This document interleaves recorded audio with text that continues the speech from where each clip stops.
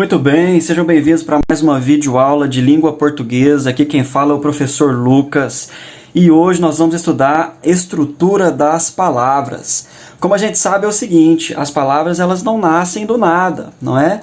Elas vão se modificando com o tempo e nós podemos fazer essas modificações, acrescentando pedacinhos nas palavras.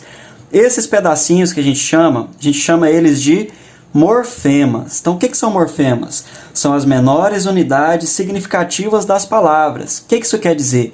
É o menor pedacinho da palavra que tem significado. Vamos para um exemplo.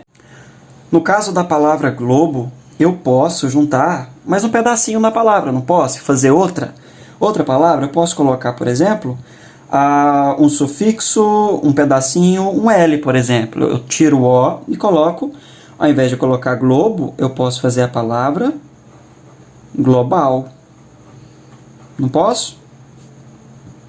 E se de global eu quiser colocar mais um morfema, ou seja, mais um pedacinho, e fazer a palavra globalmente? Esses pedacinhos que eu acrescento, que eu tiro na palavra, a gente chama de morfemas.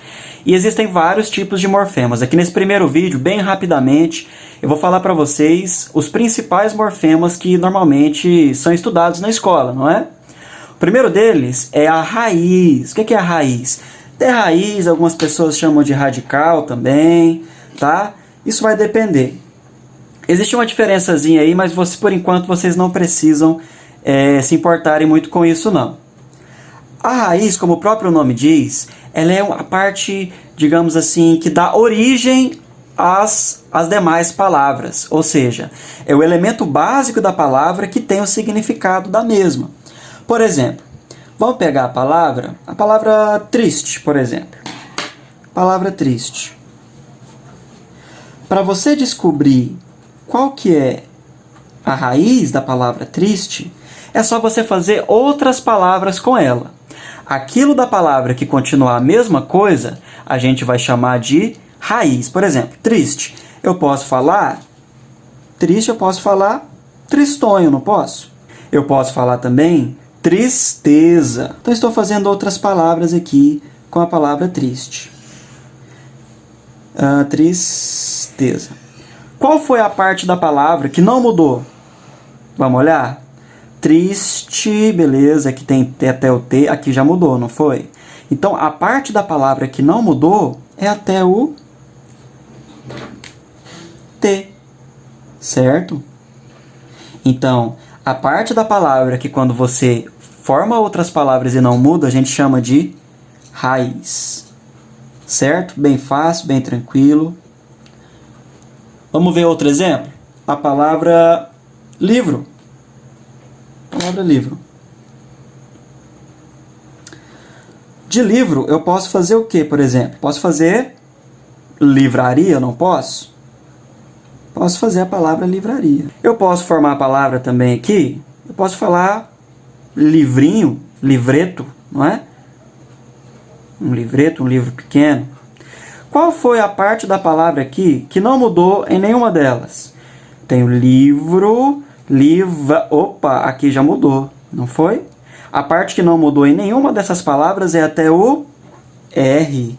Olha só. Então, essa palavra, essa partezinha aqui que a gente chama de morfema, o nome desse morfema aqui é raiz. Alguns chamam de raiz, alguns chamam de radical. Você verifica de que seu professor chama aí, tá bom? Beleza, entendido o que é raiz, fica fácil. Afixos, beleza. Afixos, pessoal, são elementos que se acrescentam ao radical para você formar novas palavras. Vou pegar um exemplo bem legal aqui, ó. Vamos dizer que um dia você está lá tranquilo, na sua casa, e você está muito feliz, não é? Aí você descobre que a sua namorada ou seu namorado está te traindo. Como é que você vai ficar? Você vai ficar infeliz, não é? Mudou o sentido da palavra, não mudou? O que eu acrescentei aqui, galera? Eu acrescentei um afixo, eu acrescentei um pedacinho de palavra que modificou o sentido dela, certo? Então, feliz você tem infeliz. Eu posso colocar mais um pedacinho aqui na frente? Posso também. Então, por exemplo, eu posso colocar o sufixo, né, um afixo que se chama o mente. Aí eu vou fazer um advérbio. A palavra nova, então, agora é infelizmente, beleza? Aí é muito simples. Quando você adicionar um afixo no início da palavra, antes do radical, a gente chama esse afixo de prefixo. Quando você acrescentar no final, você chama de sufixo. Beleza? Tranquilo? Muito fácil, muito tranquilo, muito simples.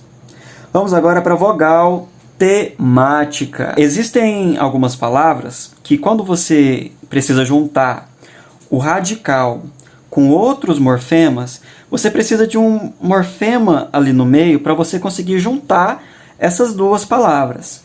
Por exemplo, no caso dos verbos, eu tenho que colocar uma vogal temática para eu mostrar em qual conjugação que o verbo está. Vocês se lembram das conjugações? Primeira, segunda e terceira conjugação. Verbos de primeira conjugação terminam em ar, segunda conjugação termina em er, terceira conjugação termina em ir. Por exemplo, andar, comer e partir. Ok? E todos esses verbos, eles estão no infinitivo, ou seja, eles não estão conjugados.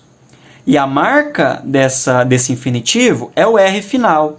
Agora, você imagina se eu escrevesse essa palavra aqui, ó. Nós sabemos que esse aqui é a nossa raiz. E eu quero colocar agora a desinência que mostra que é o infinitivo, que é o R. Certo? É um morfema. E esse morfema mostra que é infinitivo. Fica certa essa palavra? Não, não fica certa. Fica muito estranha. Para isso eu preciso de colocar uma vogal temática, que é para você juntar o radical com a desinência que mostra que está no infinitivo. Então eu coloco aqui a vogal temática é. Ok? Eu tenho, por exemplo, o verbo Que verbo vocês acham que é esse aqui? É óbvio que é o verbo andar. Nós sabemos que a nossa raiz aqui é até o D, certo? Porque se nós fizermos aqui as mudanças, por exemplo, andar, andei, andamos, apenas aquilo que continua em todas essas palavras é até o D. Então nós sabemos que aqui nós temos a nossa raiz, certo? Aqui também nós temos a nossa raiz. E aqui nós temos uma desinência. E aqui no meio eu vou ter a vogal temática, certo? Que no caso aqui é o A. Esse A é a nossa vogal temática. Entendido? Espero que sim. E por último, nós temos aqui nosso último tipo de morfema, que são as consoantes de ligação. Pode ser uma consoante ou pode ser uma vogal. Essas consoantes, elas servem, e vogais, elas servem para você unir o radical a outros morfemas, certo? Mas elas surgem por motivos eufônicos. O que isso quer dizer?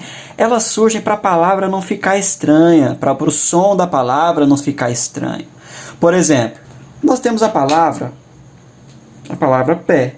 Nós temos a palavra pé. Eu posso, por exemplo, colocar a palavra pé no diminutivo. Então eu posso falar pé-inho. Não posso falar pé-inho? Não posso falar pé-inho, porque fica muito estranho, certo? E aí surge a nossa consoante de ligação, que é o Z.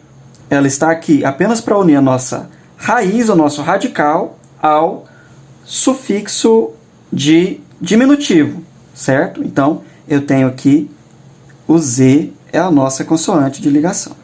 Bom, espero que vocês tenham aprendido, que vocês tenham gostado. E se vocês tiverem realmente gostado, não se esqueçam de deixar o like para ajudar no canal. Siga-nos na nossa página do Instagram, passe na prova, inscreva-se no nosso canal.